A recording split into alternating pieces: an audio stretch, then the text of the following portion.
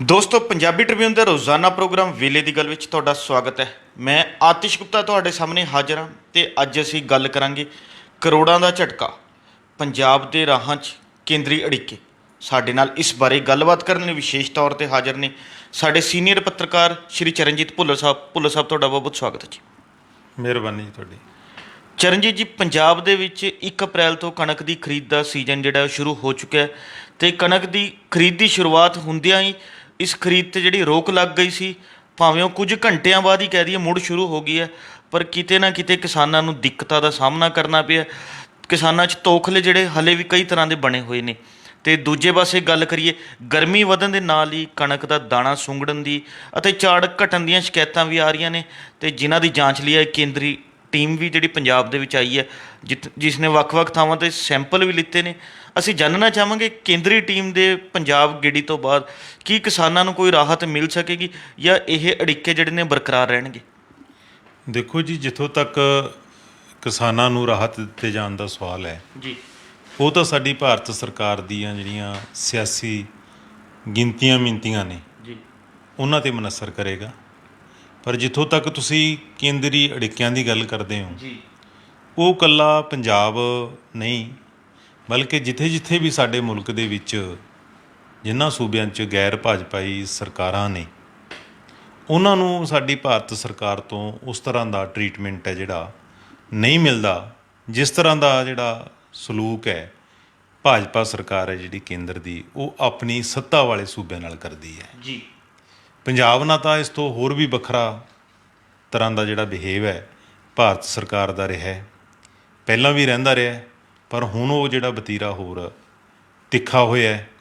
ਉਹਦੀਆਂ ਦੋ ਵਜ੍ਹਾ ਮੁੱਖ ਤੌਰ 'ਤੇ ਕਹੀਆਂ ਜਾ ਸਕਦੀਆਂ ਨੇ। ਇੱਕ ਤਾਂ ਇਹ ਹੈ ਕਿ ਖੇਤੀ ਕਾਨੂੰਨਾਂ ਨੂੰ ਲੈ ਕੇ ਜਿਹੜਾ ਸੰਘਰਸ਼ ਚੱਲਿਆ ਸੀ, ਉਸ 'ਚ ਪੰਜਾਬ ਦਾ ਬਹੁਤ ਵੱਡਾ ਰੋਲ ਰਿਹਾ ਸੀ, ਜੀ, ਔਰ ਪ੍ਰਧਾਨ ਮੰਤਰੀ ਨੂੰ ਪਹਿਲੀ ਦਫਾ ਆਪਣੇ ਫੈਸਲੇ ਤੋਂ ਪਿਛਾਂਹ ਹੈ ਜਿਹੜਾ ਉਹ ਹਟਣਾ ਪਿਆ ਸੀ। ਔਰ ਦੂਸਰੀ ਇਸ ਤੋਂ ਵੱਡੀ ਵਜ੍ਹਾ ਇਹ ਹੈ ਕਿ ਪ੍ਰਧਾਨ ਮੰਤਰੀ ਨੇ ਕਿਸਾਨਾਂ ਤੋਂ ਮਾਫੀ ਵੀ ਮੰਗੀ, ਔਰ ਭਾਜਪਾਈ ਜਿਹੜੇ ਆਗੂ ਹੈ ਉਹ ਇਹ ਸੋਚਦੇ ਨੇ ਜਾਂ ਕਹਿੰਦੇ ਨੇ ਕਿ ਉਸ ਮਾਫੀ ਦਾ ਮੁੱਲ ਹੈ ਜਿਹੜਾ ਪੰਜਾਬ ਨੇ ਨਹੀਂ ਪਾਇਆ।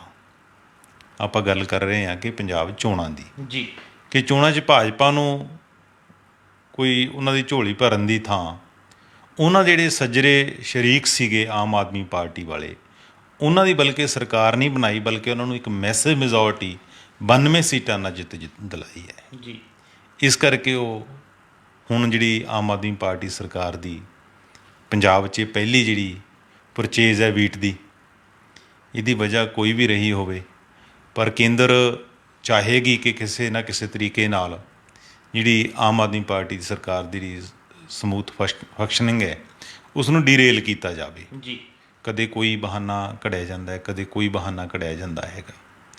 ਹਾਲਾਂਕਿ ਇਹ ਗੱਲ ਕਿਸ ਤੋਂ ਲੁਕੀ ਨਹੀਂ ਹੈ ਕਿ ਪੰਜਾਬ ਦੇ ਵਿੱਚ ਇਸ ਵਾਰ ਜਿਹੜੀ ਮਾਰਚ ਮਹੀਨੇ ਦੀ ਗਰਮੀ ਸੀ, ਉਸਨੇ ਇਸ ਫਸਲ ਨੂੰ ਬਹੁਤ ਨੁਕਸਾਨ ਕੀਤਾ ਹੈ। ਕਿਸਾਨਾਂ ਨੂੰ ਬਹੁਤ ਵੱਡੀ ਮਾਲੀ ਸੱਟ ਹੈ ਜਿਹੜੀ ਉਹ ਮਾਰੀ ਹੈ, ਕਿਉਂਕਿ ਇੱਕਦਮ ਗਰਮੀ ਪੈਣ ਦੇ ਨਾਲ ਕੀ ਹੈ ਕਿ ਕਣਕ ਦੇ ਜਿਹੜੇ ਦਾਣੇ ਹੈ ਉਹ ਸੁੰਗੜ ਗਏ ਨੇ, ਉਹ ਪਤਲੇ ਪੈ ਗਏ ਨੇ। ਉਹਦੇ ਨਾਲ ਕਿਸਾਨਾਂ ਦੀ ਜਿਹੜੀ ਫਸਲ ਦਾ ਜਿਹੜਾ ਝਾੜ ਹੈ ਉਸ 'ਤੇ ਵੀ ਅਸਰ ਪਿਆ ਹੈਗਾ। ਜੀ, ਕਿਸਾਨ ਤਾਂ ਪਹਿਲਾਂ ਹੀ ਕੁਦਰਤੀ ਕਰੋਪੀ ਦੀ ਇੱਕ ਤਰ੍ਹਾਂ ਦਾ ਖਮਿਆਜ਼ਾ ਭੁਗਤ ਰਹੇ ਨੇ। ਬਿਲਕੁਲ। ਉੱਪਰੋਂ ਸਮੱਸਿਆ ਉਦੋਂ ਸ਼ੁਰੂ ਹੋ ਗਈ ਆਤਿਸ਼ ਜੀ, ਕਿ ਜਦੋਂ ਮੰਡੀਆਂ ਦੇ ਵਿੱਚ ਕਣਕ ਦੀ ਖਰੀਦ ਸ਼ੁਰੂ ਹੋਈ ਤਾਂ ਇਹਨਾਂ ਨੇ ਭਾਰਤੀ ਜਿਹੜੀ ਖੁਰਾਕ ਨਿਗਮ ਹੈ, ਇਹਨਾਂ ਨੇ ਐਤਕੀ ਇਹ ਸੋਚਿਆ ਸੀ ਕਿ ਮੰਡੀਆਂ 'ਚੋਂ ਅਸੀਂ ਡਾਇਰੈਕਟ ਡਿਲੀਵਰੀ ਕਰਾਂਗੇ। ਜੀ, ਮਤਲਬ ਕਿ ਮੰਡੀਆਂ ਦੇ ਵਿੱਚੋਂ ਹੀ ਅਸੀਂ ਜਿਹੜੀ ਲੋਡਿੰਗ ਹੈ ਰੈਕ ਦੀ, ਉੱਥੋਂ ਡਾਇਰੈਕਟ ਕਰ ਦੇਵਾਂਗੇ, ਇਹਨੂੰ ਗੋਦਾਮਾਂ 'ਚ ਫਸਲ ਨੂੰ ਲੈ ਕੇ ਨਹੀਂ ਜਾਵਾਂਗੇ।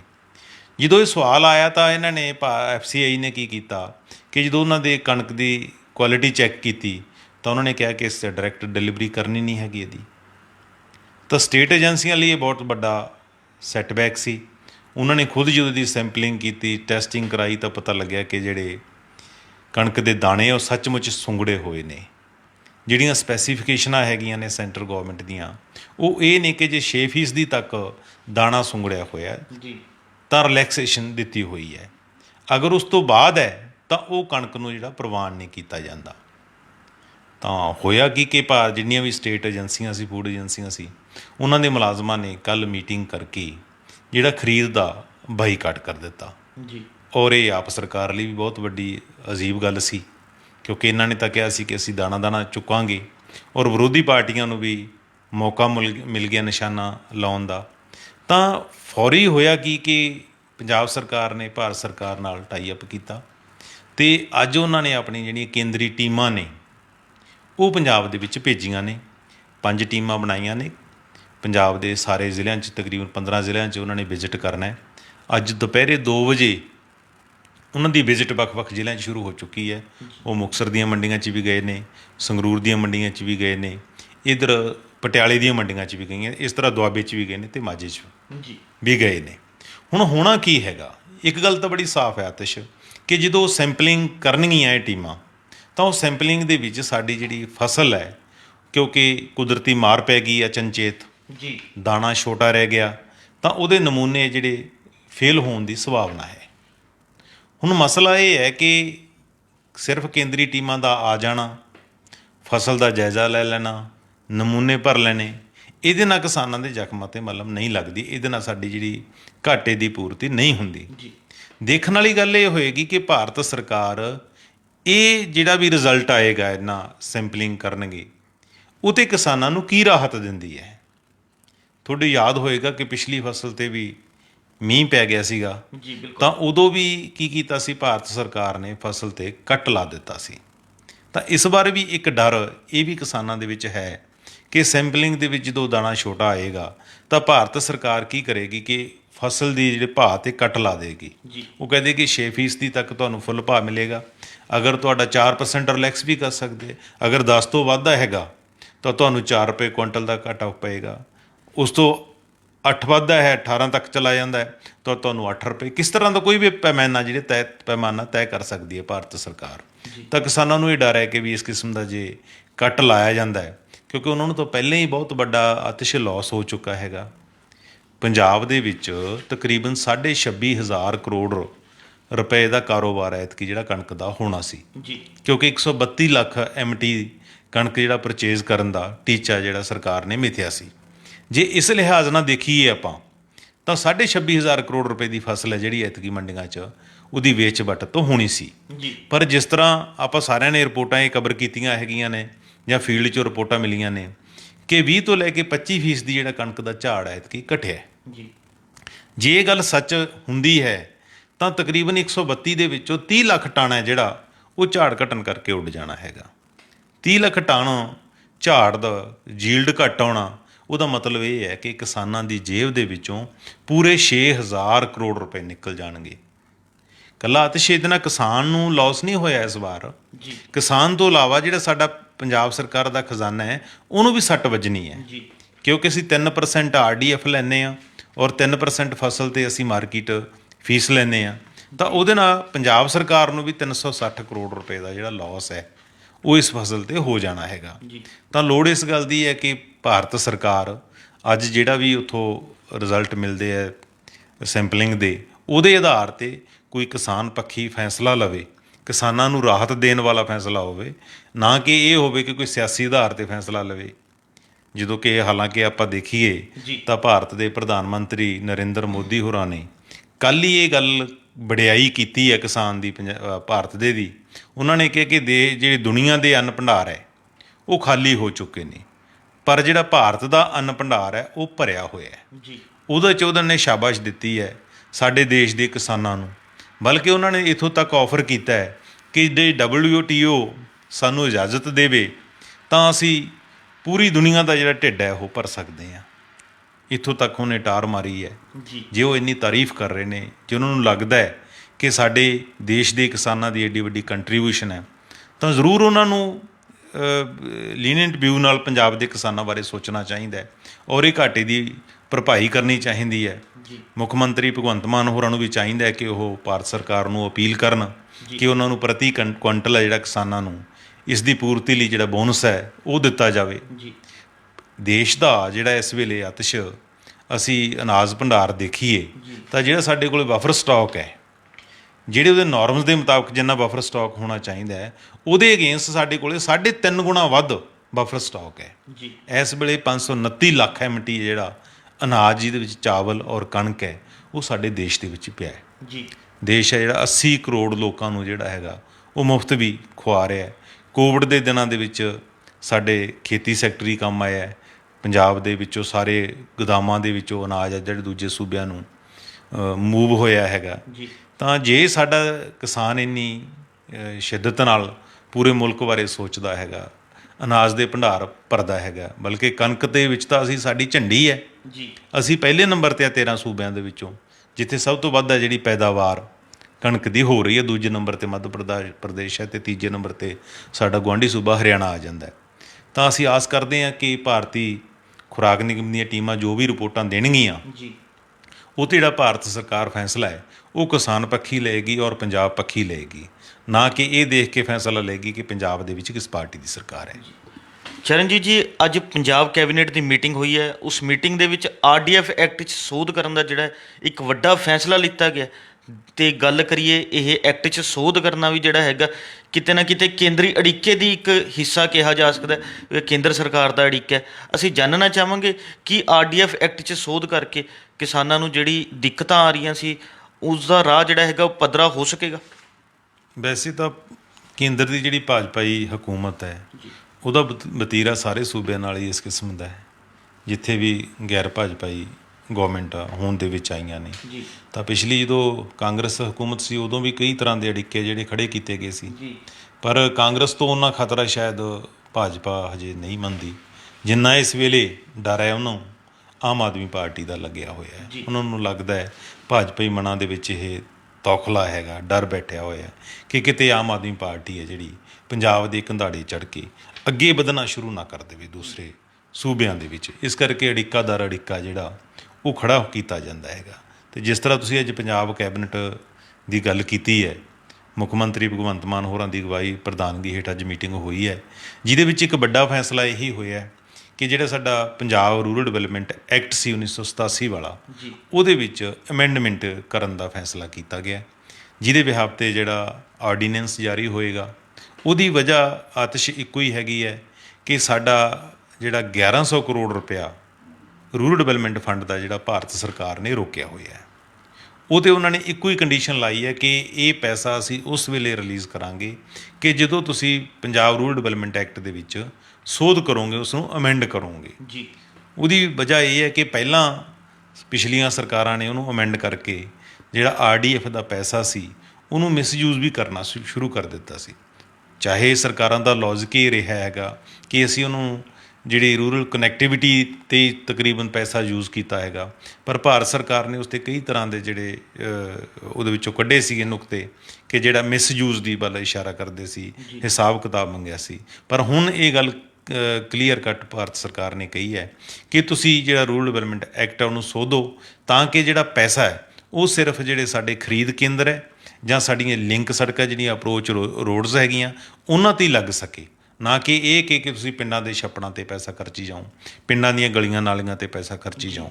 ਕਿਉਂਕਿ ਗੱਠਜੋੜ ਦੀ ਸਰਕਾਰ ਸਮੇਂ ਤਾਂ ਸੰਗਤ ਦਰਸ਼ਨਾਂ ਦੇ ਵਿੱਚ ਇਹ ਪੈਸਾ ਹੋਰ ਪਾਸੇ ਵੀ ਕਾਫੀ ਵਰਤਿਆ ਜਾਂਦਾ ਸੀਗਾ।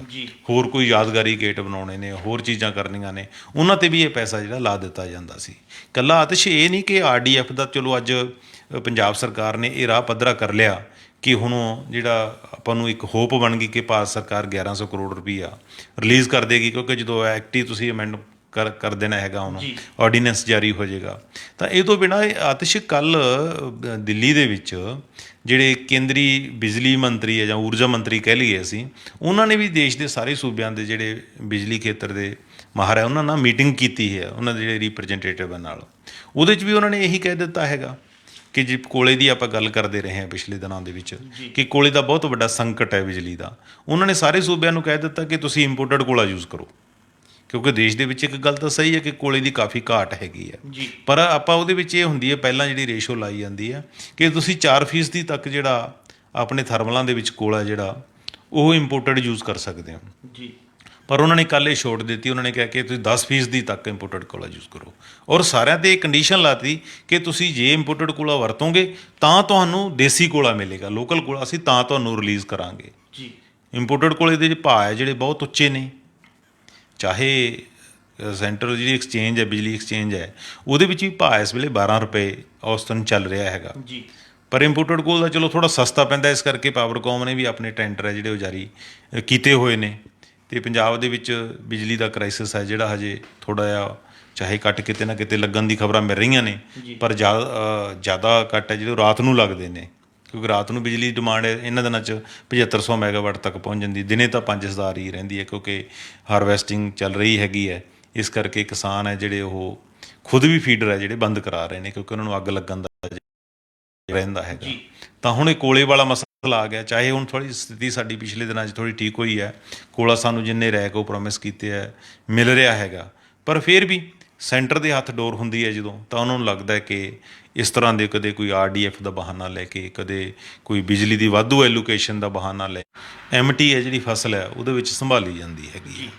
ਮੈਂ ਵੀ ਦੇਖ ਰਿਹਾ ਕਿ 2-3 ਦਿਨਾਂ ਤੋਂ ਬੜਾ ਰੌਲਾ ਪੈ ਰਿਹਾ ਕਿ ਉੱਥੇ ਤਸਵੀਰਾਂ ਨਸਰ ਹੋ ਰਹੀਆਂ ਕਿ ਦੇਖੋ ਜੀ ਕਿਸਾਨ ਹੈ ਜਿਹੜੇ ਕਿਵੇਂ ਲਾਈਨਾਂ ਕਤਾਰ ਬੰਨ੍ਹ ਕੇ ਇੱਕ ਪ੍ਰਾਈਵੇਟ ਕਾਰਪੋਰੇਟ ਘਰਾਣੇ ਨੂੰ ਆਪਣੀ ਜਿਹੜੀ ਫਸਲ ਹੈ ਉਹ ਵੇਚਣ ਜਾ ਰਹੇ ਨੇ, ਅਤੇ ਨਾਲ ਉਹ ਨਿਸ਼ਾਨੇ 'ਤੇ ਲੈ ਰਹੇ ਕਿ ਕਿਸਾਨ ਅੰਦੋਲਨ ਦਾ ਇੱਕ ਤਰ੍ਹਾਂ ਦਾ ਉਹਨੇ ਫੂਕ ਕੱਢੀ ਜਾ ਰਹੀ ਹੈ ਕਿ ਕਿਸਾਨ ਅੰਦੋਲਨ ਦੀ ਕੀ ਤੁੱਕ ਰਹਿ ਗਈ ਕਿ ਤੁਸੀਂ ਚਾਹੇ ਜਿੰਨਾ ਮਰਜ਼ੀ ਰੌਲਾ ਪਾਇਆ, ਪਰ ਕਿਸਾਨ ਹੈ ਜਿਹੜੇ ਅੱਜ ਵੀ ਉਹ ਕਾਰਪੋਰੇਟ ਨੂੰ ਪ੍ਰੈਫਰ ਕਰ ਰਹੇ ਨੇ। ਇਹ ਚਰਚਾ ਜਿਹੜੀ ਹੈਗੀ ਹੈ ਸੋਸ਼ਲ ਮੀਡੀਆ 'ਤੇ ਛਿੜੀ ਹੋਈ ਹੈ, ਅਤੇ ਕਈਆਂ ਵੱਲੋਂ ਇਸ ਦੇ ਗਲਤ ਅਰਥ ਵੀ ਕੱਢੇ ਜਾ ਰਹੇ ਨੇ, ਪਰ ਜਿੱਥੋਂ ਤੱਕ ਮੈਂ ਥੋੜ੍ਹਾ ਪਤਾ ਕੀਤਾ ਹੈਗਾ, ਦੇਖਿਆ ਹੈਗਾ, ਉਹਦੇ ਵਿੱਚ ਇੱਕ ਗੱਲ ਆਤਿਸ਼ ਇਹ ਹੈਗਾ ਕਿ ਕੋਈ ਵੀ ਕਿਸਾਨ ਕਿਸੇ ਪ੍ਰਾਈਵੇਟ ਕਾਰਪੋਰੇਟ ਨੂੰ ਆਪਣੀ ਫਸਲ ਨਹੀਂ ਵੇਚ ਰਿਹਾ ਜੀ। ਨੰਬਰ 1, ਕਿਉਂਕਿ ਉਹ ਖਰੀਦ ਹੈ ਜਿਹੜੀ ਫਸਲ ਦੀ ਉਹ ਭਾਰਤੀ ਖੁਰਾਕ ਨਿਗਮ ਕਰ ਰਿਹਾ, FCI ਕਰ ਰਹੀ ਹੈਗੀ ਹੈ, ਔਰ ਥਰੂ ਆੜ੍ਹਤੀਏ ਖਰੀਦ ਹੋ ਰਹੀ ਹੈ। ਜਿਹੜੀ ਖਰੀਦ ਥਰੂ ਆੜ੍ਹਤੀਆ ਹੋ ਰਹੀ ਹੈ, ਇਹਦਾ ਮਤਲਬ ਸਾਫ਼ ਹੈ ਕਿ ਉਸ ਫਸਲ ਦੇ ਉੱਪਰ ਸਾਨੂੰ ਜਿਹੜਾ RDF ਔਰ ਮਾਰਕੀਟ ਫੀਸ ਵੀ ਮਿਲ ਰਹੀ ਹੈ ਜੀ। ਇਹ ਉਹਦਾ ਸੱਚ ਹੈਗਾ। ਦੂਜੀ ਗੱਲ, ਕਿਸਾਨ ਪ੍ਰੈਫਰ ਕਿਉਂ ਕਰ ਰਿਹਾ ਹੈਗਾ ਕਿ ਜਿੰਨੀ ਉਹ ਸਰਾਊਂਡਿੰਗ ਦੇ ਵਿੱਚ 15-16 ਪਿੰਡ ਪੈਂਦੇ ਨੇ, ਉਹ ਕਿਸਾਨ ਉੱਥੇ ਸਾਈਲੋ ਦੇ ਵਿੱਚ ਆਪਣੀ ਫਸਲ ਲੈ ਕੇ ਜਾ ਰਹੇ ਨੇ, ਉਹ ਮੰਡੀ 'ਚ ਕਿਉਂ ਨਹੀਂ ਲੈ ਕੇ ਆ ਰਹੇ? ਉਹਦੀ ਇੱਕ ਕਾਰਨ ਇਹ ਵੀ ਹੈਗਾ ਕਿ ਮੰਡੀਆਂ ਦੇ ਵਿੱਚ ਜਦੋਂ ਕਿਸਾਨ ਫਸਲ ਲੈ ਕੇ ਆਉਂਦਾ ਹੈ, ਉਹਦੀ ਅਨਲੋਡਿੰਗ ਔਰ ਉਹਦੀ ਜਿਹੜੀ ਸਫਾਈ, ਉਹਦੀ ਜਿਹੜੀ ਫਸਲ ਦੀ ਭਰਾਈ, ਫਿਰ ਫਸਲ ਦੀ ਚੁਕਾਈ, ਇਹ ਸਾਰੇ ਖਰਚੇ ਹੈ ਜਿਹੜੇ ਉਹ ਪ੍ਰਤੀ ਕੁਇੰਟਲ 60 ਤੋਂ 65 ਰੁਪਏ ਬਣ ਜਾਂਦੇ ਨੇ, ਉਹ ਸਾਰੇ ਕਿਸਾਨ ਪੇ ਕਰਦਾ ਹੈਗਾ। ਪਰ ਜਦੋਂ ਕਿਸਾਨ ਥਰੂ ਆੜ੍ਹਤੀਆ ਜਾ ਰਿਹਾ, ਜਦੋਂ ਸਾਈਲੋ ਦੇ ਵਿੱਚ ਲੈ ਜਾਂਦਾ ਹੈਗਾ, ਤਾਂ ਉਹਦੀ ਇਹ ਪ੍ਰਤੀ ਕੁਇੰਟਲ ਪਿੱਛੇ ਜਿਹੜੇ 60-65 ਰੁਪਏ ਹੈ ਉਹ ਬਚ ਜਾਂਦੇ ਨੇ। ਇਸੇ ਕਰਕੇ ਕਿਸਾਨਾਂ ਨੂੰ ਲੱਗਦਾ ਕਿ ਛੋਟੀਆਂ-ਛੋਟੀਆਂ ਕਿਰਸਾਂ ਹੈਗੀਆਂ ਨੇ ਸਾਡੀਆਂ, ਤਾਂ ਉਹ ਉਸ ਬੱਚਤ ਦੇ ਚੱਕਰ ਦੇ ਵਿੱਚ ਉੱਥੇ ਜਾਂਦੇ ਨੇ। ਉਹਦੇ ਨਾਲ ਇਹ ਠੱਪਾ ਨਹੀਂ ਲੱਗ ਜਾਂਦਾ ਕਿ ਉਹ ਕਾਰਪੋਰੇਟ ਨੂੰ ਵੇਚ ਰਹੇ ਨੇ। ਪਰ ਜੇ ਆਪਾਂ ਐਂ ਵੀ ਮੰਨ ਲਈਏ ਚਲੋ, ਅਤੇ ਪੰਜਾਬ ਦੇ ਵਿੱਚ ਨਰਮੇ ਦੀ ਫਸਲ ਕੌਣ ਖਰੀਦਦਾ ਸਾਰੀ? ਬਿਲਕੁਲ ਕਾਟਨ ਕਾਰਪੋਰੇਸ਼ਨ ਇੰਡੀਆ ਨੇ ਇਸ ਵਾਰ ਮਤਲਬ ਨਹੀਂ ਖਰੀਦ ਕੀਤੀ, ਇੱਕ ਫੁੱਟੀ ਨਹੀਂ ਖਰੀਦ ਕੀਤੀ ਫਸਲ ਦੀ ਪੰਜਾਬ 'ਚੋਂ, ਸਾਰੀ ਪ੍ਰਾਈਵੇਟ ਨੇ ਕੀਤੀ ਹੈਗੀ ਹੈ। ਸਰਸੋਂ ਦੀ ਕੀਤੀ ਹੈ, ਔਰ ਪੰਜਾਬ ਦੀਆਂ ਮੰਡੀਆਂ ਦੇ ਵਿੱਚ ਜਿਹੜੀ ਨੋਟੀਫਾਈਡ ਯਾਰਡ ਹੈ ਉੱਥੇ ਕੀਤੀ ਹੈਗੀ ਹੈ। ਤਾਂ ਇਸ ਤਰ੍ਹਾਂ ਦੇ ਕਈ ਤਰ੍ਹਾਂ ਦੇ ਭਰਮ ਭੁਲੇਖੇ ਆਤਿਸ਼, ਉਹ ਜਿਹੜੇ ਇੱਕ ਫੋਟੋ ਆ ਰਹੀ ਹੈ, ਤਸਵੀਰ ਆ ਰਹੀ ਹੈ ਸੋਸ਼ਲ ਮੀਡੀਆ 'ਤੇ ਕਿ ਉਸ ਸਾਈਲੋ ਪਲਾਂਟ ਦੇ ਅੱਗੇ ਜਿਹੜੀਆਂ ਇੱਕ ਲੰਬੀਆਂ ਕਤਾਰਾਂ ਟਰੈਕਟਰਾਂ ਦੀਆਂ ਜਿਹੜੀਆਂ ਲੱਗੀਆਂ ਹੋਈਆਂ ਨੇ, ਉਹਦਾ ਇੱਕ ਗਲਤ ਭਰਮ ਭੁਲੇਖਾ ਖੜਾ ਕੀਤਾ ਜਾ ਰਿਹਾ ਹੈ। ਹਾਲਾਂਕਿ ਜਿਸ ਤਰ੍ਹਾਂ ਸਾਡੇ ਪ੍ਰਧਾਨ ਮੰਤਰੀ ਕਹਿੰਦੇ ਨੇ ਕਿ ਇੰਡੀਆ ਦੇ ਵਿੱਚ ਕੋਈ ਸੰਕਟ ਨਹੀਂ ਅਨਾਜ ਦਾ, ਅਤੇ ਦੁਨੀਆ 'ਚ ਅਨਾਜ ਦਾ ਸੰਕਟ ਹੈ, ਤਾਂ ਮੈਨੂੰ ਲੱਗਦਾ ਜੇ ਅੱਜ ਇੰਡੀਆ ਦੇ ਵਿੱਚ ਅਨਾਜ ਦਾ ਸੰਕਟ ਨਹੀਂ, ਸਾਡੇ ਜਿਹੜੇ ਭੰਡਾਰੇ ਭਰਪੂਰ ਨੇ, ਉਹਦਾ ਕਾਰਨ ਵੀ ਇਹੀ ਹੈ ਕਿ ਸਾਡੇ ਕਿਸਾਨਾਂ ਨੇ ਦਿੱਲੀ ਦੇ ਵਿੱਚ ਸੰਘਰਸ਼ ਕੀਤਾ ਹੈ ਅਤੇ ਖੇਤੀ ਕਾਨੂੰਨਾਂ ਦੀ ਵਾਪਸੀ ਕਰਾਈ ਹੈ। ਜੇ ਖੇਤੀ ਕਾਨੂੰਨ ਅੱਜ ਲਾਗੂ ਹੁੰਦੇ, ਹੋ ਸਕਦਾ ਸਾਡੇ ਦੇਸ਼ ਦੇ ਅਨਾਜ ਭੰਡਾਰ ਦੀ ਪੋਜੀਸ਼ਨ ਅੱਜ ਇਹ ਨਾ ਹੁੰਦੀ। ਇਹ ਸਨ ਸਾਡੇ ਸੀਨੀਅਰ ਪੱਤਰਕਾਰ ਸ਼੍ਰੀ ਚਰਨਜੀਤ ਭੁੱਲਰ ਸਾਹਿਬ, ਜਿਨ੍ਹਾਂ ਨੇ ਆਪਣੇ ਵਡਮੁੱਲੇ ਵਿਚਾਰ ਸਾਡੇ ਨਾਲ ਸਾਂਝੇ ਕੀਤੇ। ਕੱਲ੍ਹ ਨੂੰ ਇਸੇ ਸਮੇਂ ਇੱਕ ਨਵੇਂ ਮੁੱਦੇ ਦੇ ਨਾਲ ਫਿਰ ਮਿਲਾਂਗੇ ਪ੍ਰੋਗਰਾਮ ਵੇਲੇ ਦੀ ਗੱਲ ਵਿੱਚ। ਧੰਨਵਾਦ।